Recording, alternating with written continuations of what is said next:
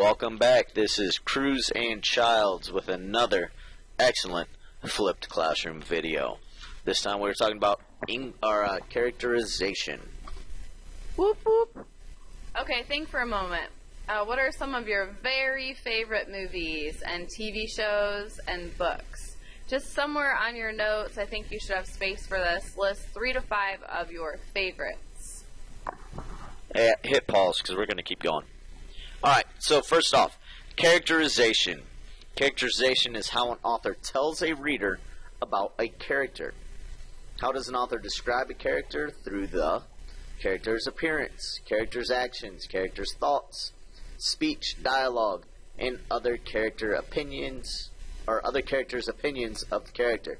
So example, if we look at Homer, he's bald, he's fat, so people kind of think he's not an overachiever. Mr. Child's going to sneeze. Sorry, I had to sneeze, but it didn't come out. So, characters' actions. Homer likes to do a lot of bad things, drink beer, cheat, do whatever he can not to work. But he's old, so he can do that legally. He's over 21. But when he's at work, he tries to avoid work, so we kind of tell that Homer's lazy. Character's thoughts. He doesn't have a lot of thoughts, so it kind of tells us he's probably not the brightest. His speech and dialogue is dope, is his major line. So he's not bright. We get all of this, and we can tell Homer is not the smartest person in the world based on all these characterization aspects. Mr. Childs is letting me hold the microphone. I feel special now. Alright, so direct versus indirect characterization. With direct characterization, this is a method that the author uses to clearly describe the character's personality and what the character is like. You are directly being informed about the aspects of that character. With indirect characterization, this is a second technique an author uses, which forces the reader to figure out what the character is like. So with indirect characterization, the information that we get about a character is revealed through clues. For example, the character's thoughts, words, and actions, and what other characters say about him or her. Direct characterization tells the reader about the character. So the author says, she has blonde hair, she is bald. So our example, Mr. Burns was a mean old man. As he blocked out the sun over Springfield, he broke into an evil smile. His devilish plan was complete. Yeah. Alright, indirect shows the reader what the character is like. The people of Springfield breathed a sigh of relief when Maggie grabbed her backpack, looked at the blocked sun, and ran towards Mr. Burns' lair. So what does that show us? That shows us that Maggie cares about the environment. She cares about Springfield. He doesn't come out and tell us that. They show us. Okay.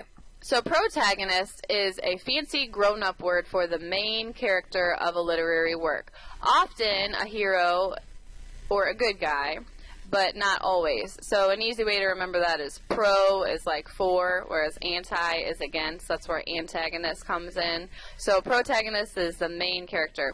And this character usually encounters a problem or an obstacle early on in the plot, and the story centers around this person, which is why we make the argument that in Finding Nemo, the main character, the protagonist, is actually Marlin, not Nemo, because Marlin is there in the beginning of the story and the whole plot follows him, and the subplot is about Nemo. And, of course, Gru in Despicable Me would be the protagonist, and those little minions in the background are just cutesy little figures that are neither protagonists nor antagonists. Alright, some other protagonists. I'm just going blank on the Hunger Games. Katniss, J-Law, is the protagonist. Even though she's actually kind of a bad guy if you look at society, she's the protagonist of that movie. Also, we've got Vin Diesel in Fast and the Furious. He is a bad guy, but he is the protagonist. And, of course, my favorite, Dexter Morgan, the good serial killer. Alright? He only kills bad people. but the entire movie is about, or the entire TV series is about Dexter, so that makes him the protagonist. Okay, so this would be another time when we need you to pause the instructional video and think about what other protagonists from books and or movies you can come up with. Come up with at least 2 protagonist examples in your notes. Make sure that these are not one of the characters that we're discussing in the video. And also, don't write down Merida from Brave or Harry Potter from what? Harry Potter, or Batman from what? Batman. So another clue is if a story or a movie is named after a character, a lot of times that character is also a protagonist. Except Finding Nemo, which Mr. Resort explained. Alright, now the antagonist. This is the person or group of people or object or thing that opposes the protagonist. So this is who goes against the protagonist. The antagonist causes problems for the main character. The antagonist is not always a person, though. So if we go back to Finding Nemo, Marlin's journey across the ocean is filled with dangers and obstacles, not always directly a person. And a lot of times the antagonist is just a quality within the character themselves. Like if they're greedy, like in A Christmas Carol, you could argue that Ebenezer Scrooge is the protagonist, but he is also the antagonist because he is greedy. Okay, so some examples of antagonists. You've got Man, even though she's a woman, from Mean Girls. Woo man. She's a woman from Mean Girls, and she is mean. And then you have you know what? I'm just going to let Mr. Childs do this because I don't watch TV. And I watch a lot. So, man versus man, we have Regina George against the redhead girl. I don't remember her name. But they're constantly kind of have conflict with each other. Then, in Liar Liar, we have Jim Carrey, who is a lawyer. The downside to Liar Liar is he cannot tell a lie. So his conflict is against himself. Alright, so most of the entire movie, he can't tell a lie and it really upsets him.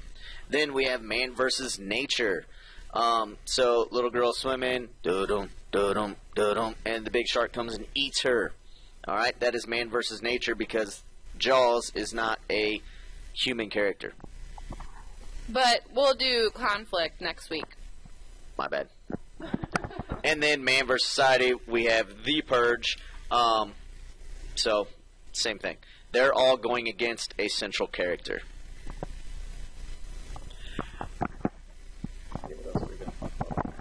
Okay, so what other antagonists from books and movies can you come up with? Just pause the video in your notes, write down at least 2 examples. Again, not ones we've talked about.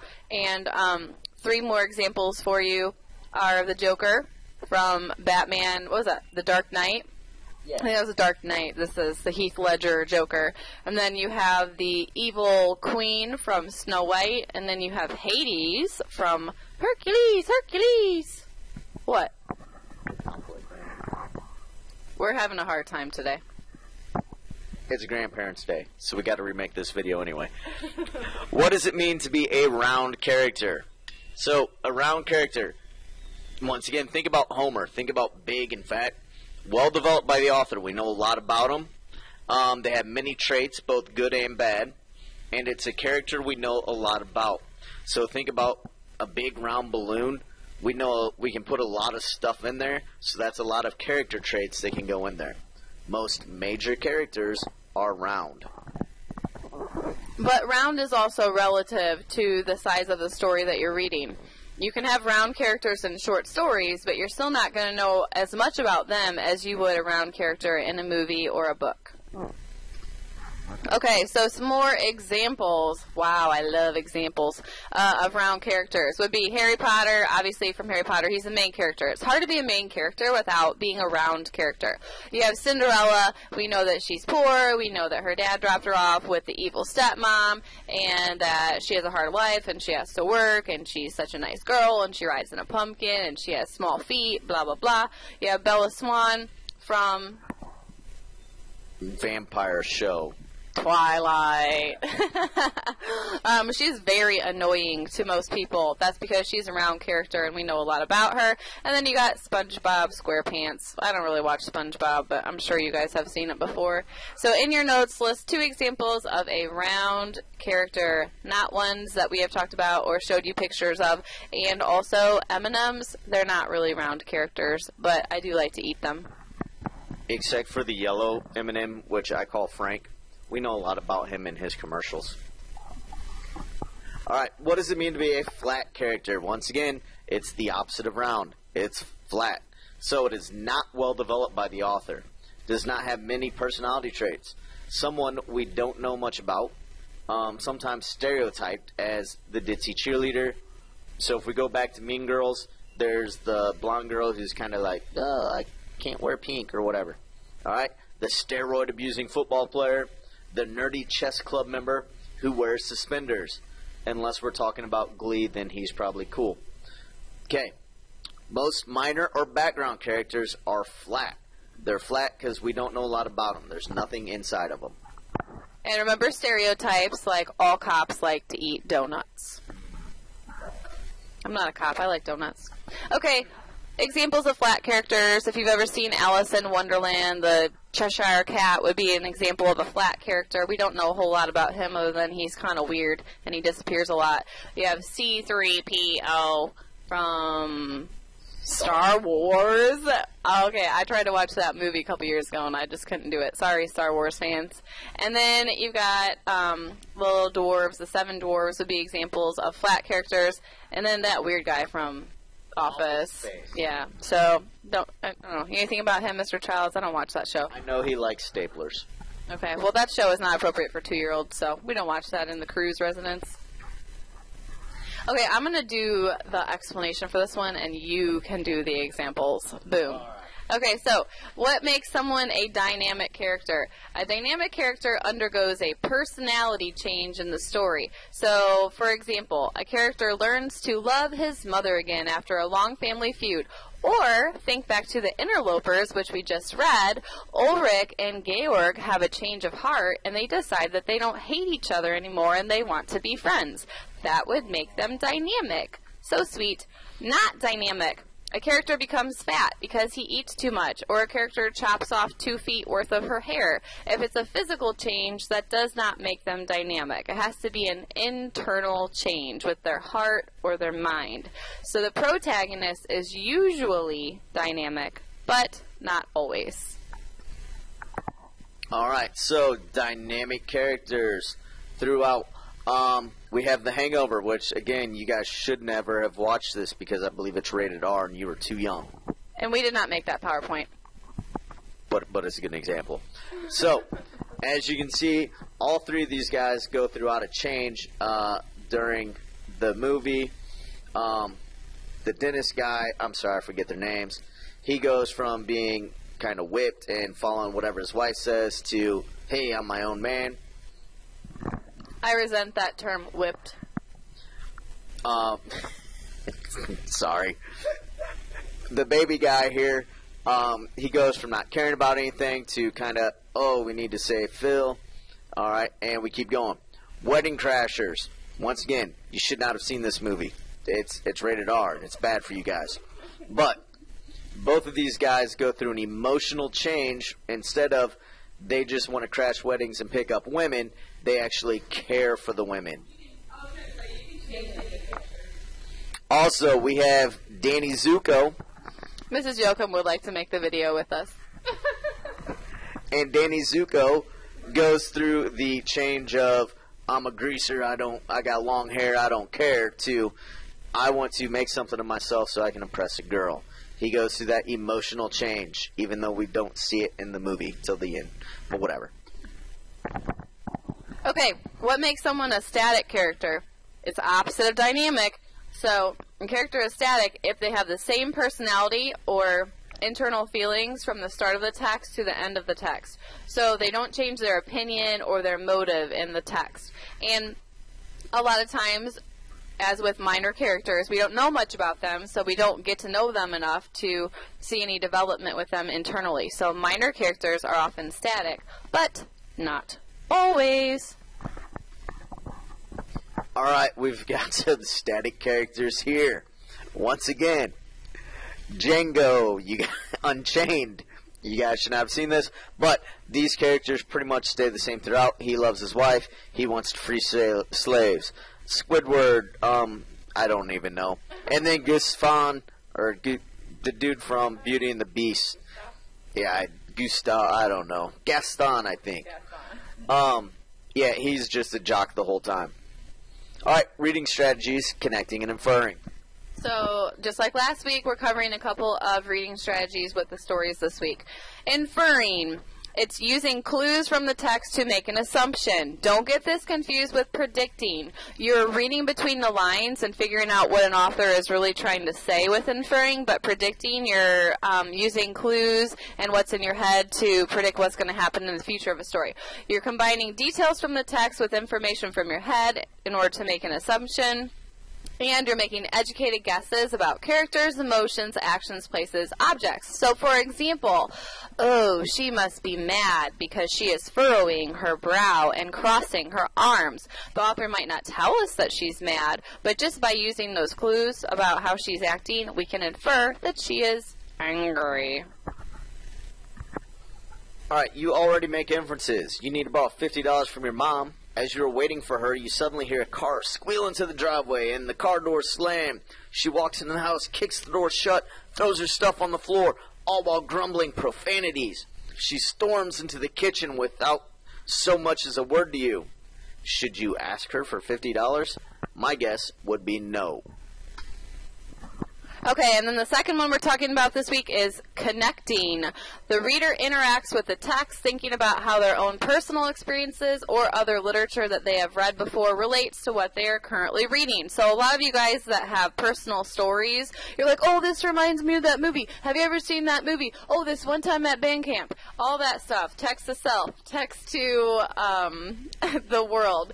Text to text. All those are examples of connections that you can make. And you're storing new information in your long and short-term memory by hooking that old information, like, oh, this one time, with the new stuff in the text. So if you're like, oh, yeah, this one time at band camp, a monster crept through my window, and then we all screamed, and then the police came.